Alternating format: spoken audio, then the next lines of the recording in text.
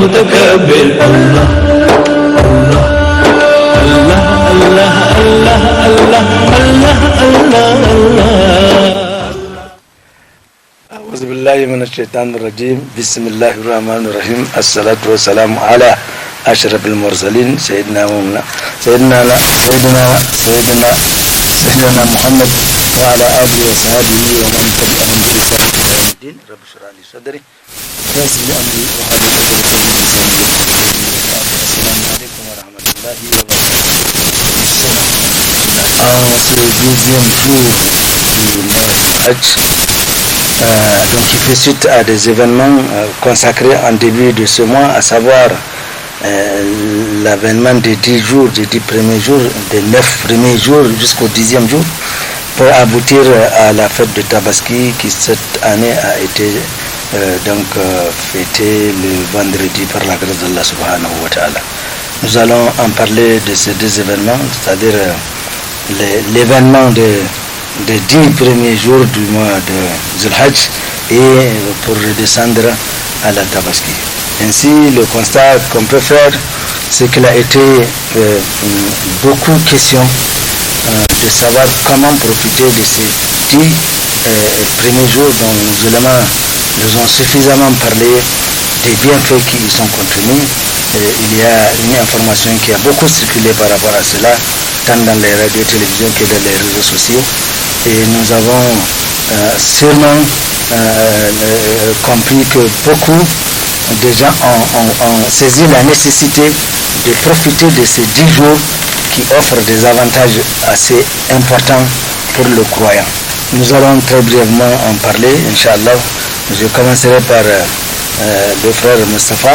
On constate qu'un intérêt certain a été attaché à ces 10 jours.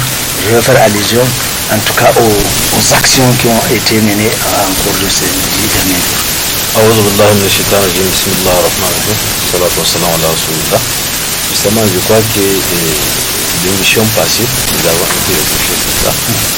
Et à l'occasion, je disais que les 10 premiers jours, la première décade donc du mois de Hijja, qui est le dernier mois de l'année hégirien, ce sont 10 jours de bilan.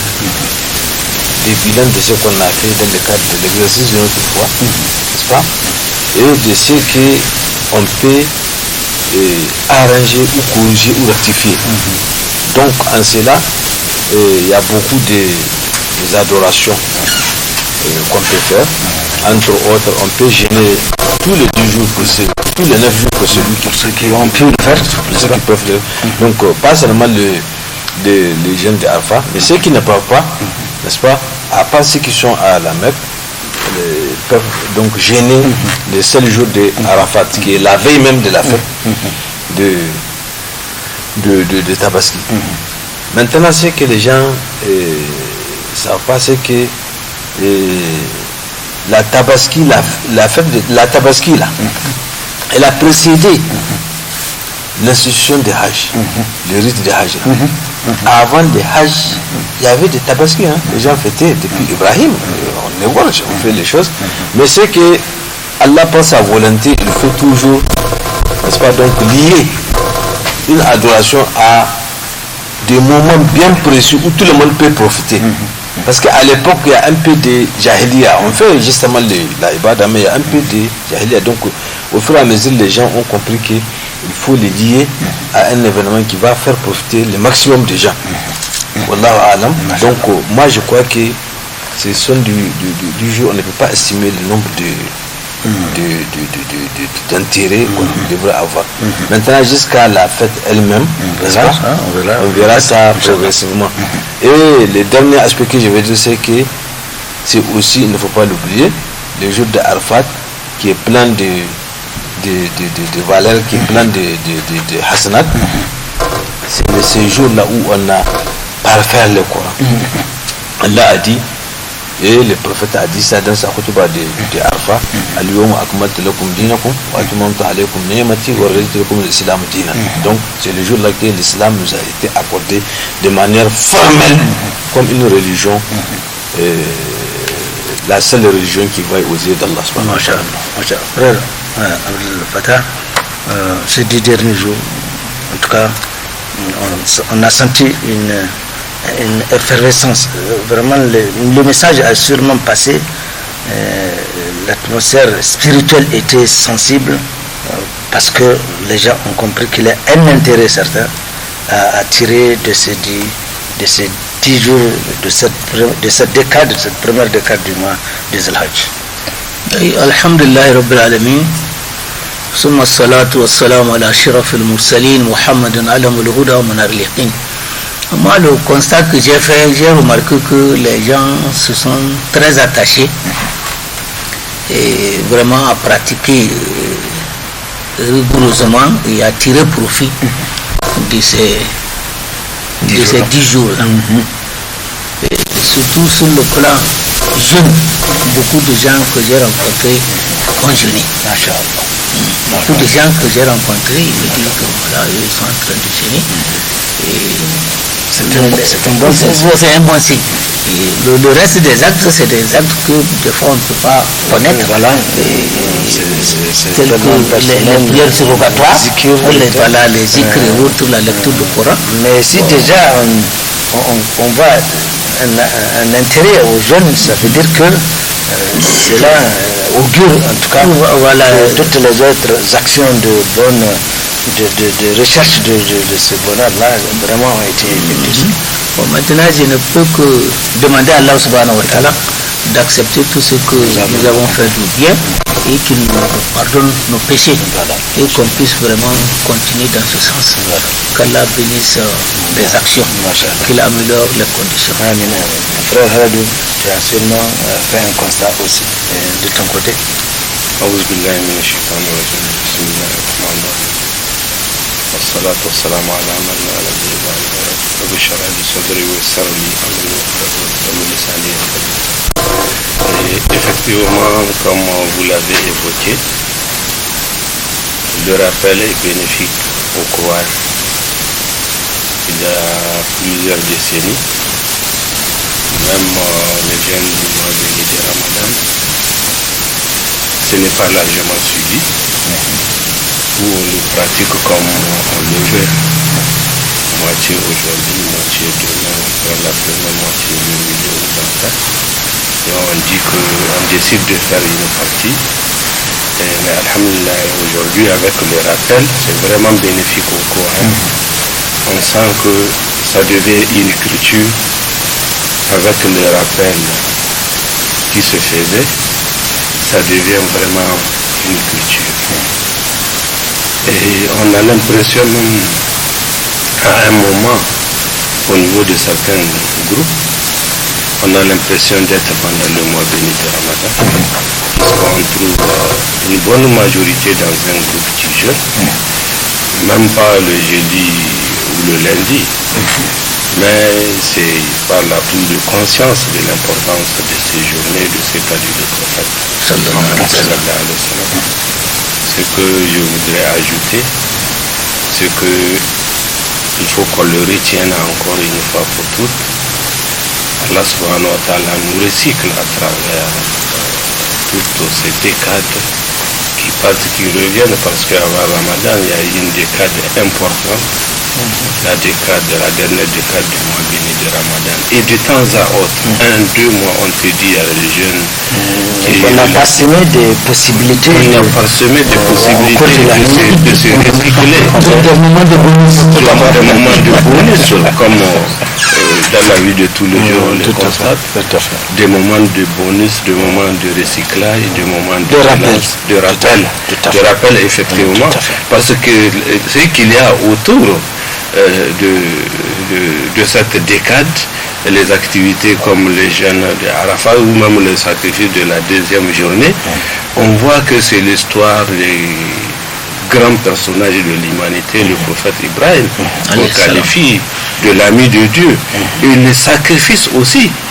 Et même pour le sacrifice, c'est important, hein, dans des cas, les gens tiennent à le faire. Tout à fait, nous allons Quitte à- venir, Inch'Allah. Alors, alhamdulillah, tu as permis une prière qu'Allah subhanahu wa ta'ala accepte ce que nous avons accompli au cours de cette décade afin de chercher l'agrément d'Allah subhanahu wa ta'ala, afin de moissonner le maximum de hasanat, raison principale de notre existence.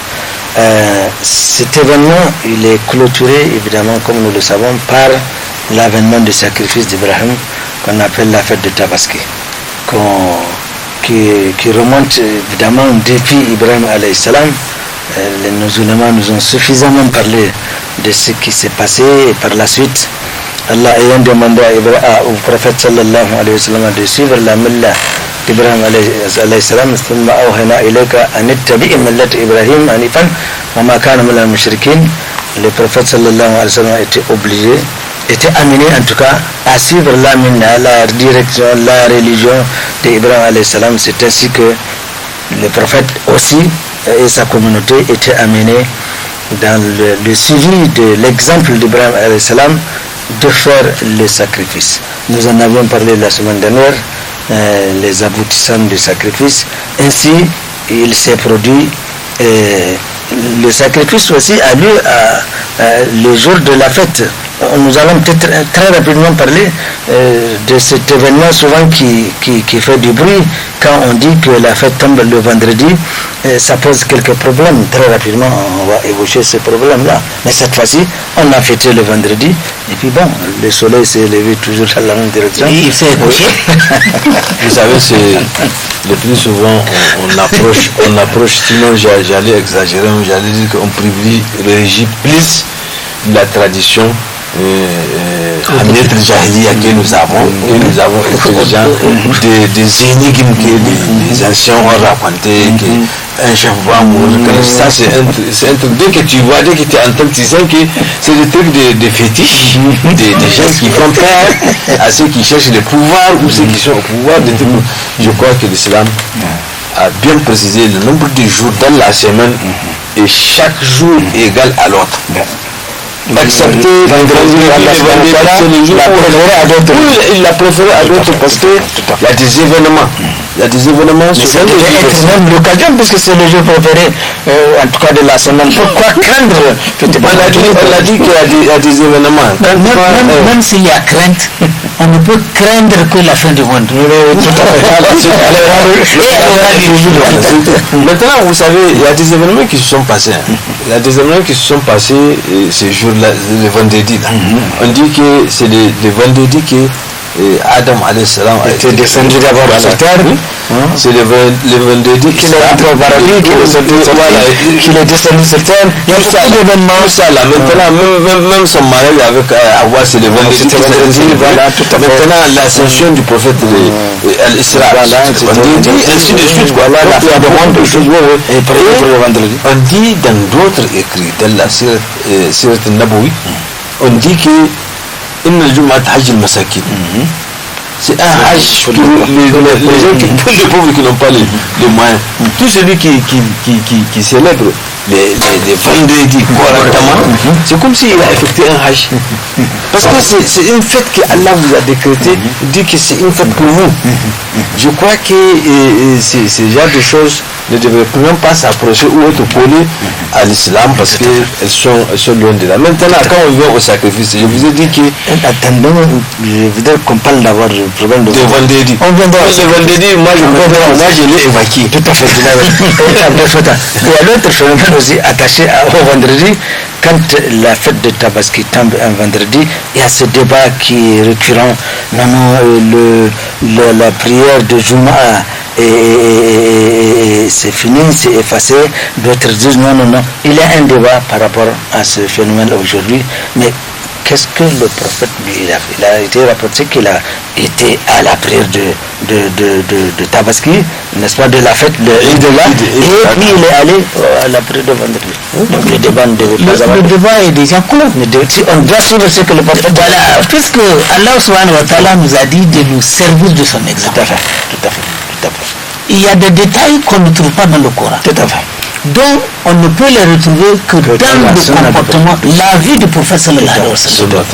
Donc, en tant que musulmans, nous n'avons pas d'autres exemples que lui pour réussir notre culte. Tout à fait. Voilà. Qu'est-ce qu'il a fait? Qu'est-ce qu'il a abandonné? Qu'est-ce qu'il a dit? Et qu'est-ce qu'il a agréé? Et le débat est clos. Voilà.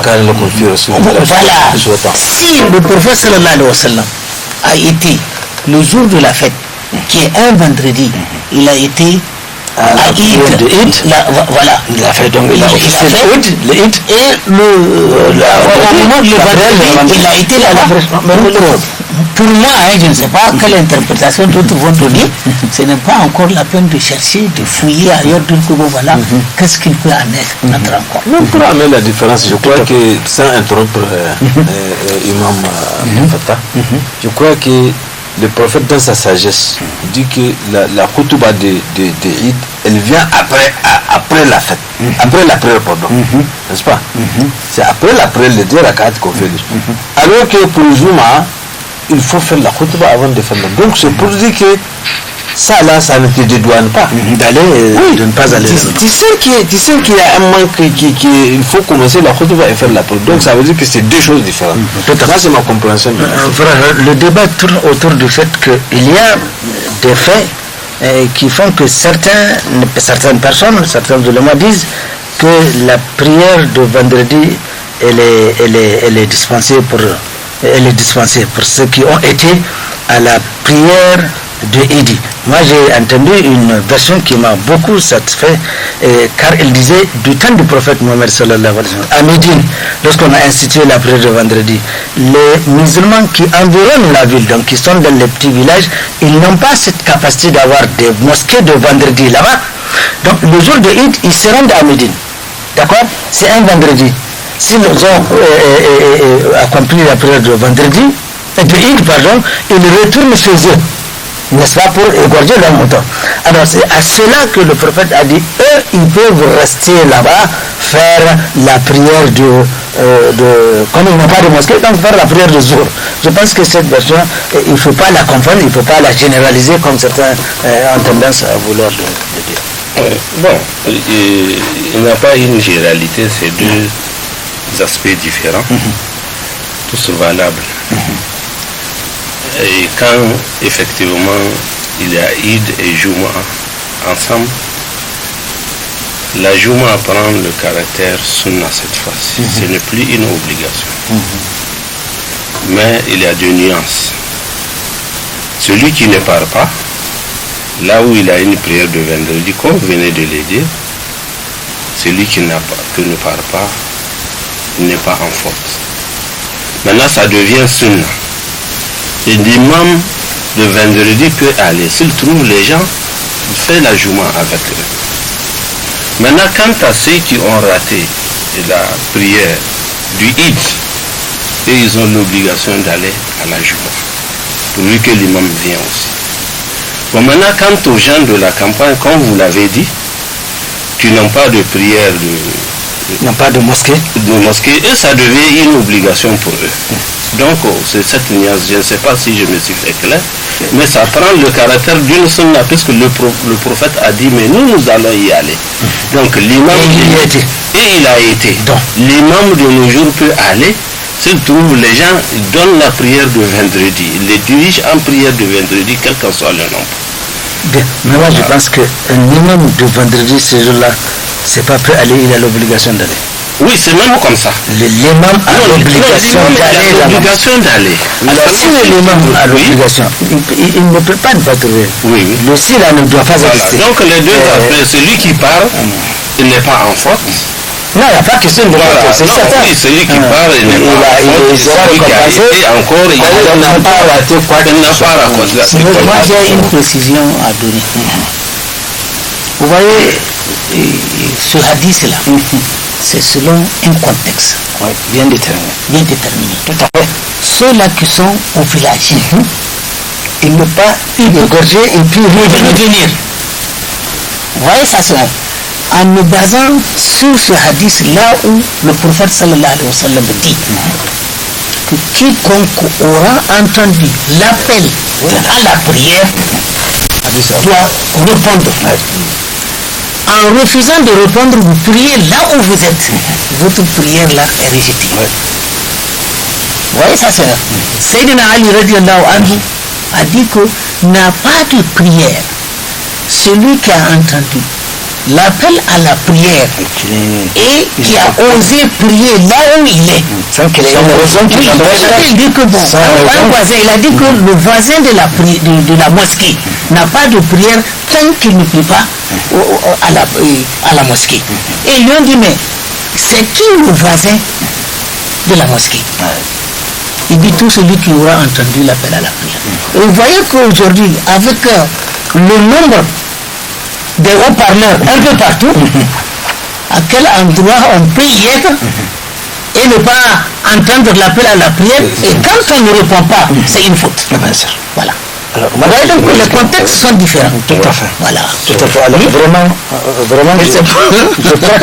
je crois que on ne peut pas. Quelqu'un qui est conscient, qui a tout le temps été à la prière de vendredi, parce qu'aujourd'hui, tu es en pleine ville, parce que souvent c'est fait, c'est ne pas amener le problème dans son contexte qui font qu'on ait des interprétations. En disant celui qui est parti, non, à mon avis, celui qui est là, sain, en bonne santé, un musulman, un croyant, on appelle à la prière parce qu'elle a été au Idi et qu'il ne va pas. Qu'est-ce qu'il en fait de ce verset, les amis? Ils ont dit les solat minimum du Wadi. Face à Allah. On n'a pas dit sauf le jour où il est tabaski.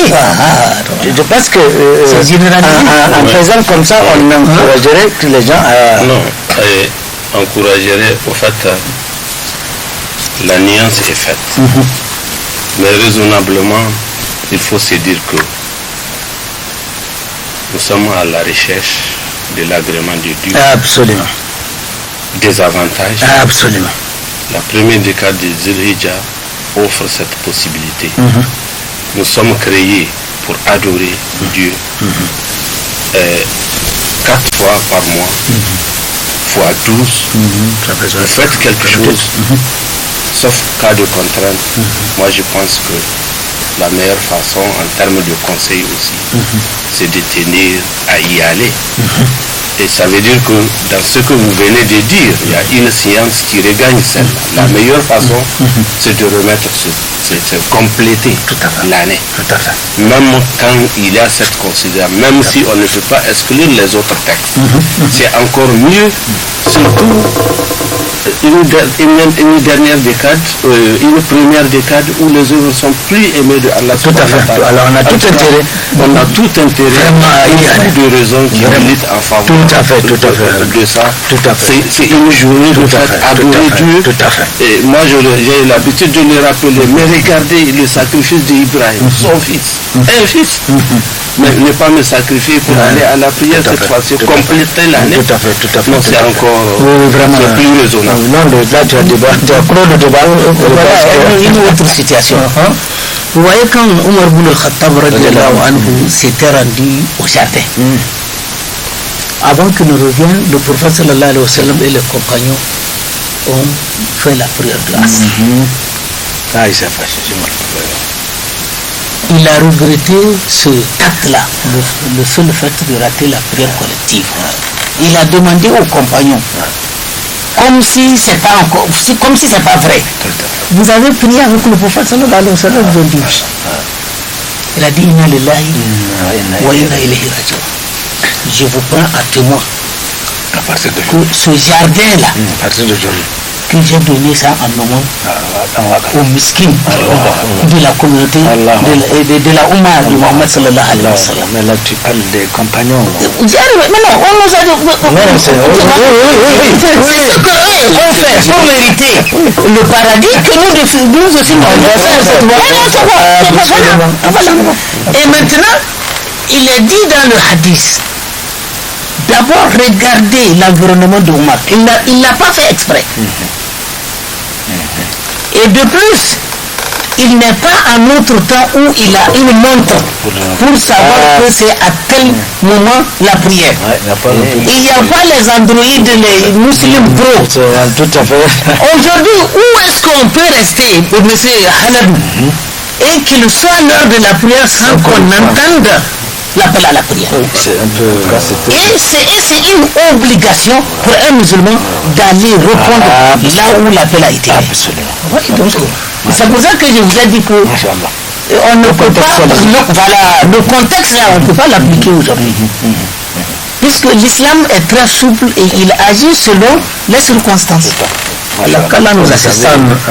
Tu as quelque chose à ajouter? Oui, parce que vous savez, ici on parle de vendredi qui coïncide avec les Eid, quoi. Donc moi je crois que en ce qui concerne les prières normales, n'est-ce pas, on sait comment ça se passe. Et on sait les contraintes qui peuvent empêcher à quelqu'un des choses. Maintenant, moi je crois que par rapport à ce contexte de vendredi qui tombe un jour de la fête, notamment donc la fête de Tabaski, n'est-ce pas, ceux qui font ces débats-là, ils ne permettent même pas la fête des Ramadan, des jeunes, la fête des Ramadan. Même ça, ils disent que c'est pas bon de les faire le vendredi. Et c'est les deux khutbah là, c'est pas leur discussion là, elle n'est même pas en profondeur, nous on va aller. Il faut qu'ils sachent que ça là, ça n'a aucun lien entre les deux. Tout à fait. Ça n'a aucun lien, même du point de vue de disposition. Tout à fait. La première prière, c'est-à-dire celle qu'on fait le matin, Tout à fait. à haute voix, avec toutes en tout cas les caractéristiques de la fête de Eid. On commence par les deux rak'at d'abord. Dès que l'imam vient, il commence par les deux rak'at. C'est après qu'il fait la khutbah. Or ici, on dit qu'il faut d'abord la précédé d'une khutbah. Oui. Donc les deux ne sont pas changeables. On ne peut pas les changer, ils sont adoptés comme ça. D'autres précisions. À cause de l'importance du jour de vendredi, on a encore accordé plus de valeur à la prière du matin le jour de vendredi. Non. Tout à fait. Parce que c'est vendredi. Ah non, c'est parce que vendredi... La prière à l'aube, le vendredi, a beaucoup encore plus d'importance auprès de Dieu. Mais comment maintenant, le vendredi lui-même peut être maintenant dit, voilà. Le nom c'est vendredi, c'est même vendredi. Je pense qu'on s'est suffisamment compris. Maintenant, nous allons parler du sacrifice lui-même. Nos éléments nous ont rapporté son origine, qu'est-ce qui s'est passé, comment ça se produit. Par la grâce d'Allah subhanahu wa ta'ala, ça s'est passé dans de bonnes conditions. Je suppose, Mustapha, il n'y a pas tellement de ceux à qui la possibilité était offerte de le faire, ils ont dû seulement le faire. Non, certainement, parce que vous savez, quand on dit que ça là c'est institué pour ceux qui en ont, et que si tu en laissé, même si moi je ne peux pas savoir tes capacités, si tu en as laissé, si tu ne le fais pas, c'est entre toi et ton Seigneur. Et de toute façon, Allah a déjà dégagé sa responsabilité. Il dit que Ou bien la kalifullahu non c'est là où ça. C'est par rapport au moyen. C'est pourquoi je dis que ça je ne rentre pas parce que je ne sais pas tes moyens, je ne connais pas les mains. Mais c'est que si tu as les moyens, c'est institué sur toi, donc c'est imposable sur toi. Donc de les faire, parce que tu as l'obligation de créer la joie. Parce que l'important dans tout ça là, c'est sacrifice. Une fois au moins dans l'année, créer une joie dans le cœur de ta famille. Créer une joie dans la communauté de nécessité, ceux qui ont les besoins, n'est-ce pas? Créer une joie chez les pauvres, n'est-ce pas? Et les voisins. C'est-à-dire qu'il faut créer une fête. Et on a vu, partout les prophètes ont appelé Allah, c'est-à-dire qu'il faut au moins dans l'année créer une joie, une fête où on fait vraiment les festins avec tous les proches, tous les pauvres, n'est-ce pas? Donc je crois que ça a une valeur bien précise. C'est cela qu'il faut voir. Mais c'est vis-à-vis de ce qu'Allah t'a recommandé de faire. Je vous ai dit que dans certains écrits, il est rapporté que ce sacrifice-là a commencé depuis Ibrahim. Dans tous les écrits. Avant même de finir la construction de Kaaba. Donc il a créé le jour où il a fait ce qu'il a fait. Donc pour finir les choses, il a égorgé. Donc la fête, le Hajj là, c'est venu après. C'est venu après. Donc il a trouvé déjà la pratique de Tabaski, il a égorgé là, il l'a fait. Mais ça a coïncidé maintenant avec d'autres rites, parce que l'islam a toujours des valeurs ajoutées aux musulmans. Donc ça a coïncidé avec les 10 jours des Zil-Hijja, et Allah a dit que c'est dans ces jours-là qu'il faut le faire. Et ça a été institué comme ça pour au moins faire profiter le maximum de l'Umma islamique par rapport à ça. Et l'objectif, frère Abdel Fattah, c'est vraiment le faire à cause de Dieu, afin que Dieu soit satisfait de la personne sacrificatrice. C'est la recherche de cet agrément d'Allah subhanahu wa ta'ala qui motive donc ce sacrifice-là. Oui. Vous voyez, la dernière fois, ici nous avions dit que les conditions à remplir pour que notre sacrifice soit accepté. D'abord, il faut qu'on soit musulman et non polythéiste. Il y a des gens qui ne prient pas, qui ne jeûnent pas. Et qui vont égorger la moto. Et qui vont égorger. C'est hasard. Ah non, c'est pas hasard. Ils le font parce qu'ils veulent. Voilà, il y a des gens, s'il vous plaît, des gens qui ne prient pas, des gens qui ne jeûnent pas. Le mouton, c'est un bélier, un bon bélier, tout à fait. Là, c'est peine perdue. Il y a des gens qui, l'argent avec lequel ils achètent le mouton, c'est de l'argent sale. Alors, je te pose la question. J'ai pas fini. Excuse-moi. Est-ce qu'il serait permis alors de s'endetter à la banque? Parce que c'est dans nos pratiques ici. Suivez, les pratiques usuraires. Quand vous fouillez la Bible, c'est interdit. Bien sûr. Le Coran l'a interdit. Bien sûr. Et on veut faire ce sacrifice pour plaire à Dieu. On va s'endetter à la banque. Et la banque fait de riba. Est-ce que c'est permis? Est-ce que c'est validé? C'est pour ça que je vous dis, il y a conditions à remplir pour que le sacrifice soit accepté. Non, il a dit là, et il est dit ici, c'est quand vous avez les moyens qu'il faut faire. Une fois que vous n'avez pas les moyens, Dieu ne vous a pas rendu obligatoire d'acheter un mouton et l'égorger.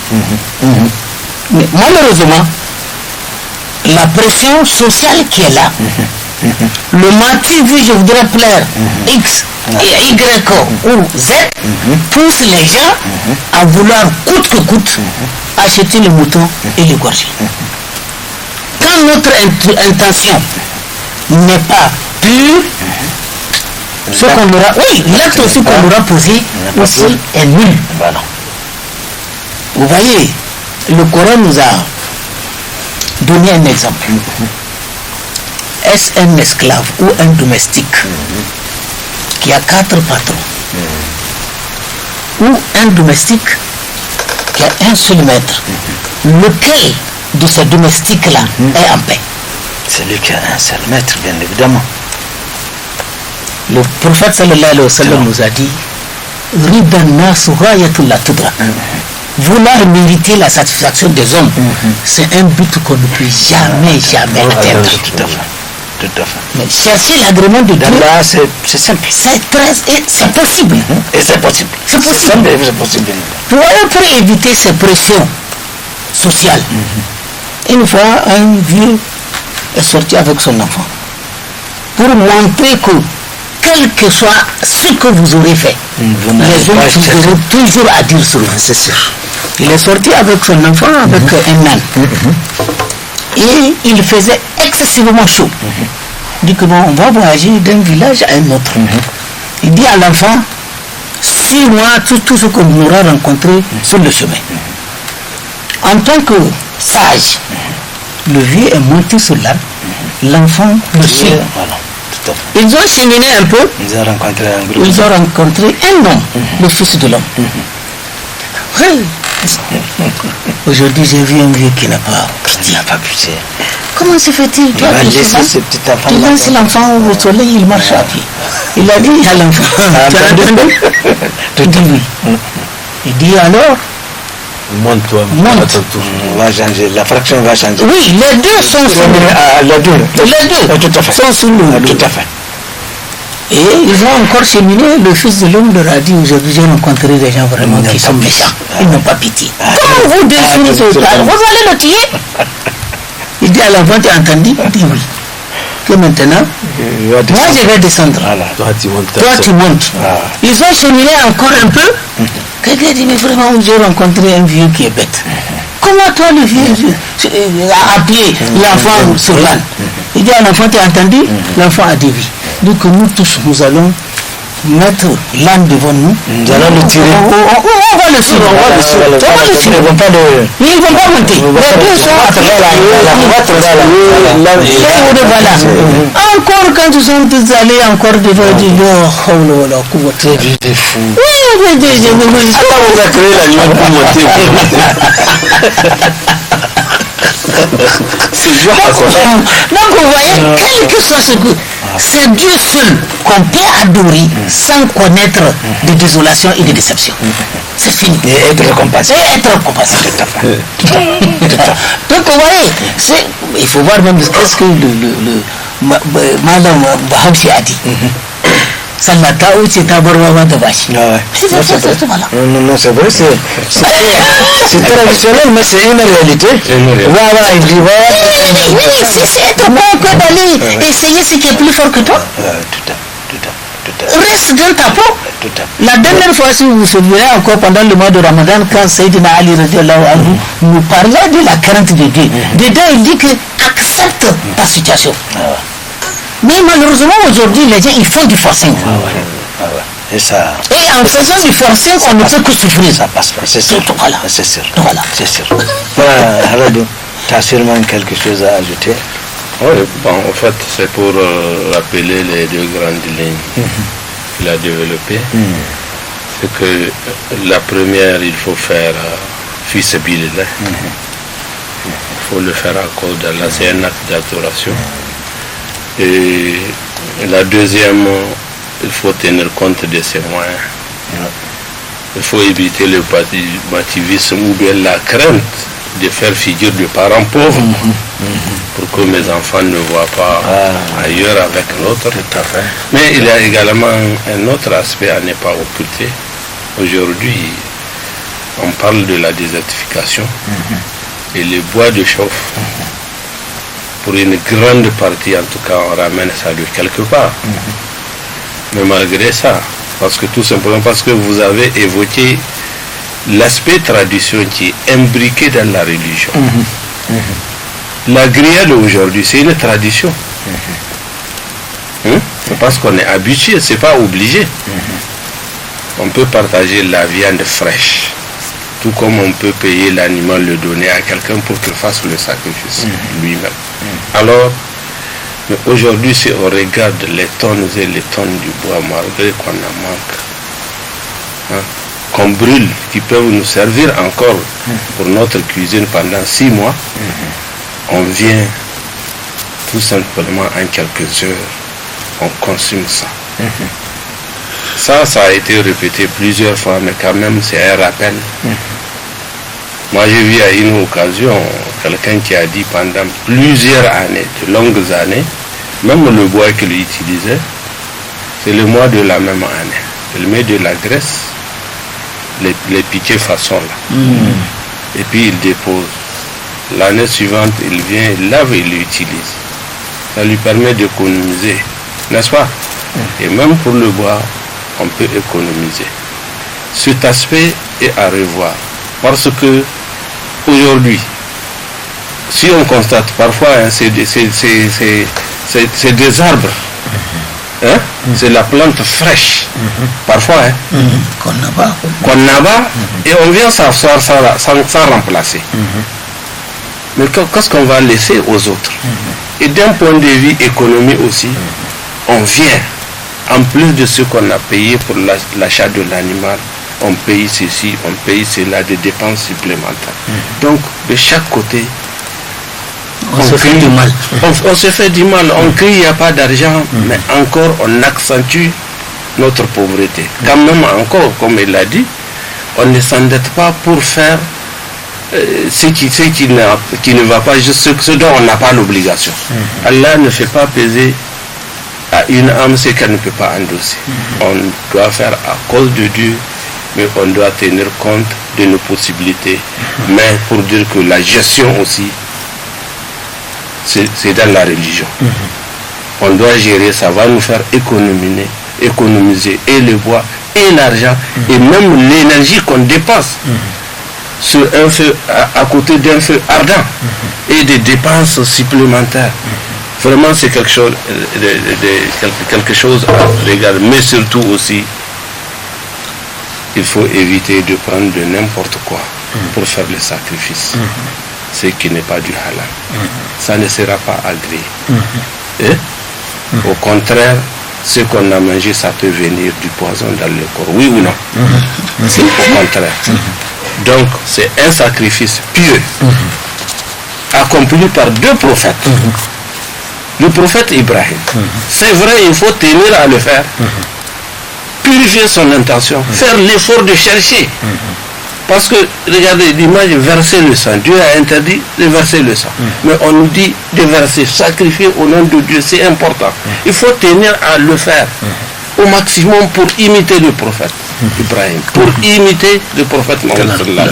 Ça relève de 2 sunnas, mais quand on ne parvient pas, il faut dire Alhamdulillah, Dieu dit dans le cœur ce que j'ai pas pu, et avec concentration, il ne faut pas que les uns se fassent pression sur les autres, les fils ou les femmes ou X ou Y, ou qu'on fasse pression à quelqu'un. Il faut que tu me trouves. Tout à fait. Hein? Il faut que tu me trouves un bouton. On se lamente. On se va qu'à la mendicité, ce qui est encore interdit. C'est plus grave, c'est vrai, ce n'est pas intéressant. On va enchaîner avec cette affaire de grillette qui est, en tant que pays sahélien, on voit le dégât en matière de bois qu'on est en train de faire, et surtout que ce n'est ni fard, ni sunna, ni même, alors on ne sait pas, c'est sans, on n'a aucune récompense par rapport à ce gaspillage de bois qu'on est en train de faire, d'abord d'énergie et puis de moyens, évidemment. Et tout ça, il y a des régions, il est prouvé au Niger, des régions qui ne grillent pas. Alors, franchement, chaque année, c'est récurrent. On n'arrête pas d'en parler. Les gens s'entêtent à vouloir coûte que coûte le faire. Et surtout aujourd'hui, j'ai vu le président de la ville, il est en train de se plaindre, la ville est encore devenue. Alors là où c'était pas sale, alors partout, là la ville est à 100%, ça dit un peu partout. Donc franchement, il faut qu'on fasse comprendre aux gens que cette grillade-là n'a aucun effet. C'est du gaspillage qu'on fait, et le gaspillage est quelque part condamné par Allah subhanahu wa ta'ala. Donc il faudrait que les gens le comprennent clairement. Vous savez, tout est question de mentalité. C'est-à-dire on dit toutes les alternatives en même temps. On a parlé de pression sociale. Certaines choses, elles ont des raisons qui ne sont pas religieuses. Non, mais c'est pour ça qu'on veut maintenant faire la différence. Deuxièmement, c'est que le niveau de compréhension des choses n'est pas les mêmes. Ça veut dire qu'il y a quelque part un manque de sensibilisation ou une insuffisance de sensibilisation. Parce que le plus souvent, il prend la chose de la foi comme mon affaire. C'est mon truc, j'ai fait ce que je vais avec au nom d'Allah. Non, Allah n'a pas dit de faire ce que tu veux. À chacun de faire sa passion.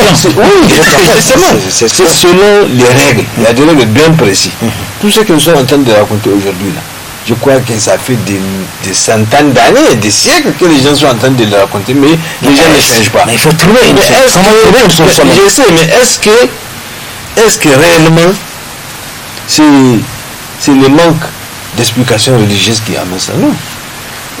Quelque part, les prémices, c'est les pressions. C'est sûr que c'est pas le mal. Je suis d'accord avec toi. Quelque part, les gens ont parlé de ma TV. T'as dit ça, c'est des choses que c'est du hawa. C'est du hawa et ça. Donc, voyez, donc ce sont des choses qu'il faut peut-être renforcer la sensibilisation. Là, je te dirais que la viande de Tabaski là, c'est pour ça quand même. Je vous assure que moi j'ai vu de mes propres yeux à Agadez quelqu'un à qui on a coupé un morceau, il lui a donné, dit que mais avec quoi je vais les griller. Ça c'est un exemple. Donc, ce sont des choses, tu sais, même si quelqu'un ne parle pas, j'arrive Ismaël, même si quelqu'un ne parle pas, qu'il tourne le dos là, tu sais que il n'est pas au complet satisfait. Donc, quelque part, certains gens, Allahu Alam, ils font ça, c'est un peu pour satisfaire tout cela, parce que ils peuvent atteindre la bénédiction d'Allah. Donc, il y a beaucoup d'éléments qui interviennent. Je crois que ce qui nous revient, nous qui sensibilisons, ceux qui nous écoutent, s'ils ont appris là, ils n'ont qu'à transmettre. Oui, mais ça fait longtemps. Ou bien, il faut qu'ils fassent ça dans les quartiers. Si on a 1, 2, 3 dans les quartiers, par exemple, dans ton quartier, tu arrives à convaincre 1, 2, 3, 4, 5 à ne pas faire là. Je crois que ça va contaminer les quartiers prochains, les suivants quartiers. Il faut faire des oracles. Mais si, par exemple, toi tu es seul dans les quartiers, tu sais que tu ne peux pas peser, malgré ta sagesse d'un marabout, malgré ta prédication, ça revient à la même chose. Mais il faut convaincre au moins 1, 2, 3, 4 ou 5 personnes à les faire dans votre quartier là pour donner un modèle. Et il y a encore un autre aspect qu'il faut ajouter. Vous voyez l'occupation des rues. Vous voyez que la rue elle est publique. Elle appartient à tout le monde.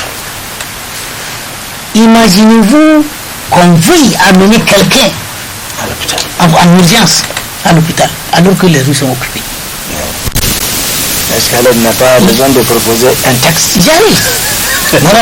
S'il vous plaît, c'est ça qui manque. Ici, ça démontre réellement, puisque l'islam nous dit que kuntum khayru ummatin ukhrijat lin-nas. La meilleure de communauté, c'est vous. Et qu'est-ce que vous faites? Les gens doivent s'inspirer de ce que vous faites. Parce que vous êtes la meilleure. Et dans le comportement-là, qu'est-ce qui justifie que vraiment nous sommes meilleurs? On vient occuper la rue, des fois pour des cérémonies de mariage, pour je ne sais pas quoi, on empêche aux gens d'obstruer la rue, personne ne passe. C'est un péché. C'est nuire aux gens, c'est un péché. Et on fait ça presque 12 heures de temps ou 13 heures de temps. Ça ne se limite même pas du matin jusqu'au soir. D'autres laissent les braises là, sans les éteindre. Quelqu'un peut mettre les pieds dedans. Oui, il y a la saleté aussi qui est là. Vous voyez que c'est trop. C'est trop ce que nous faisons. Et on le fait au dos de l'islam. Alors que l'islam n'a pas recommandé. Ça c'est sûr, c'est ça. Vous voyez, c'est trop.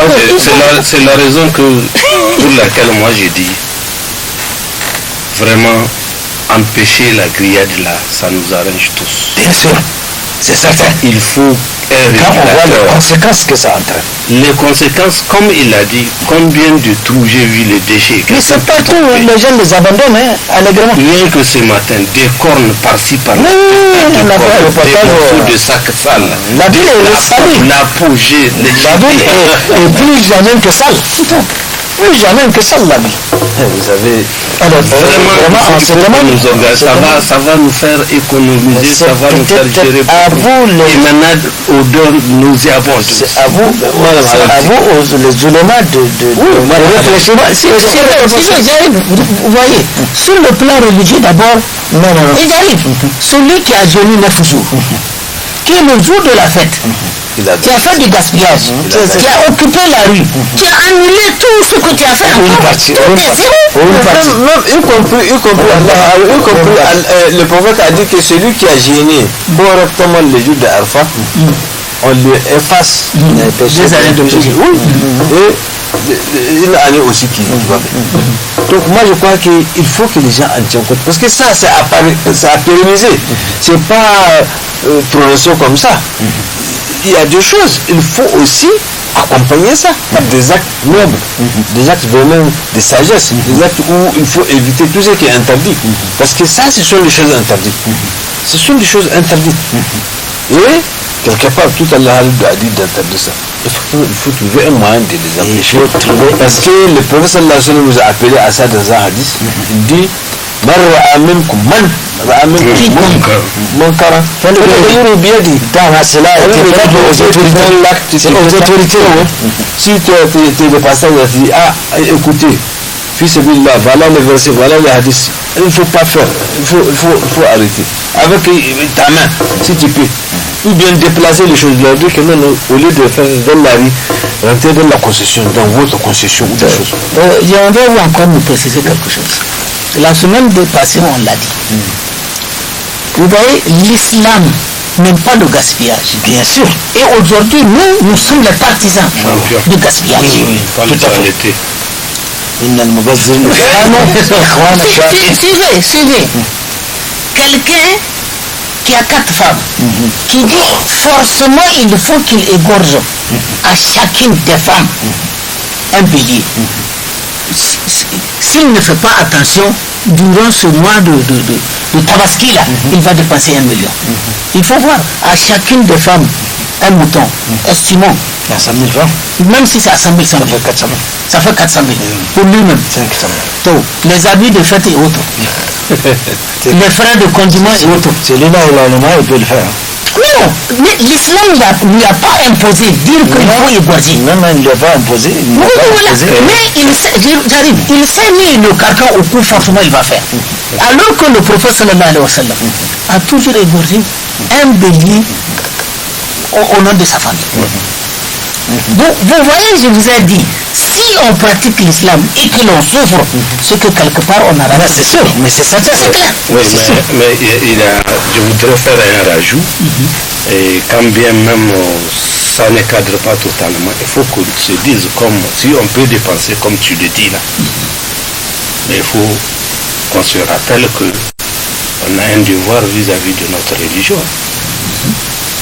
Pour l'enseignement de la religion, il faut qu'on sache si on peut dépenser, payer 5 moutons de 150 000, de 100 000 pour chaque femme et pour moi. Mais il faut qu'on sache, notre religion a un droit. Il faut qu'on contribue pour l'enseignement de la religion. Il faut qu'on contribue pour l'entretien de nos mosquées, la chose islamique. Mais il faut qu'on sache que nos parents aussi, ils ont des droits. La dépense des biens ne s'arrête pas au culte de Tabaski. Il faut qu'on le comprenne.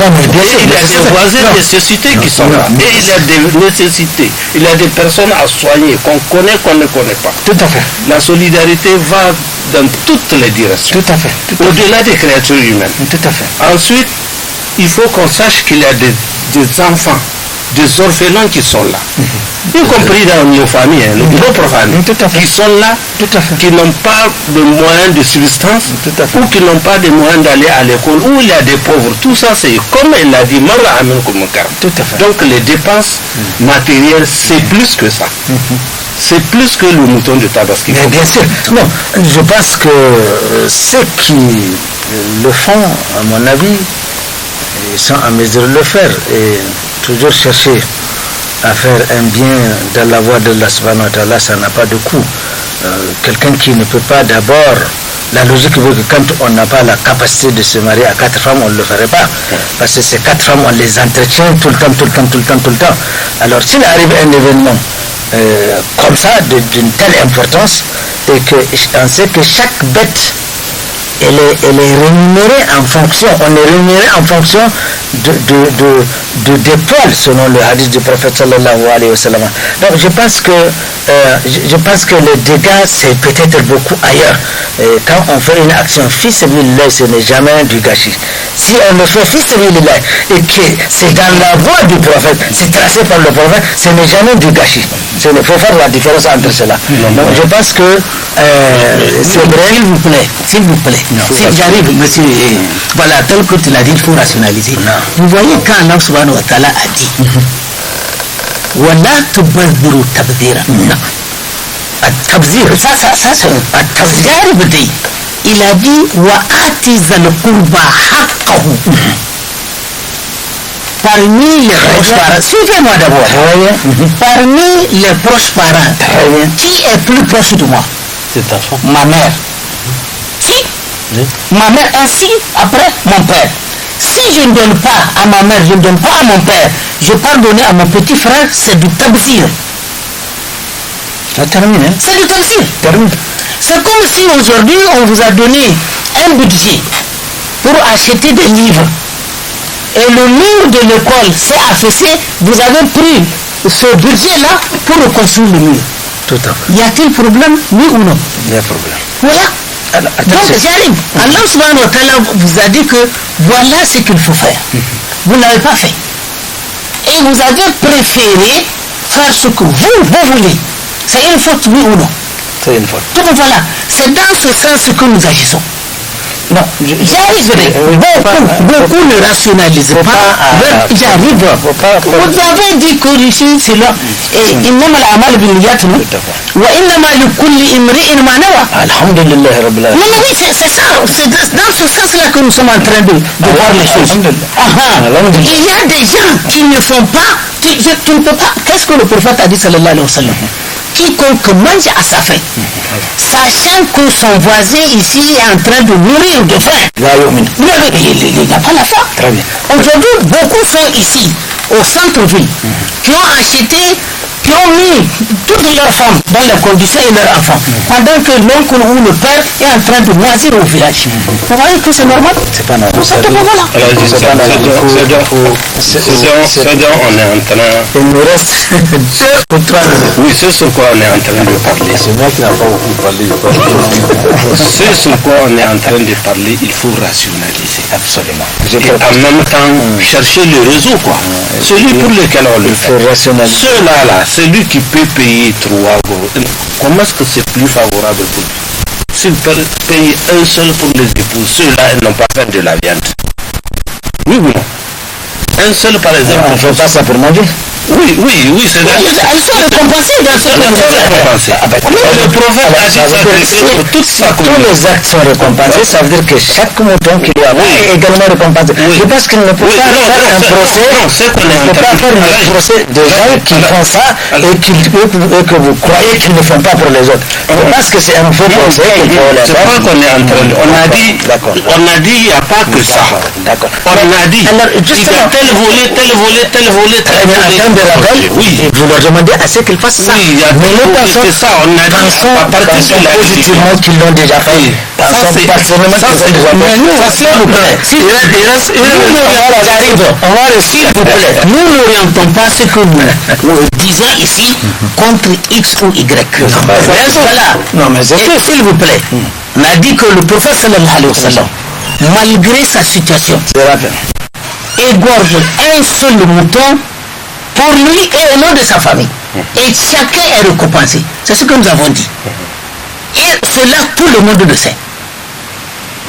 très bien. Voilà. Tout le monde sait.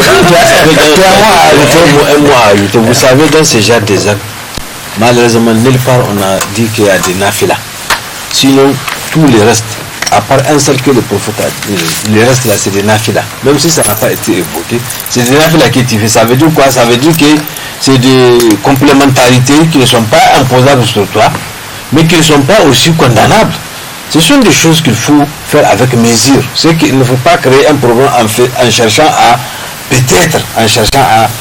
régler un autre.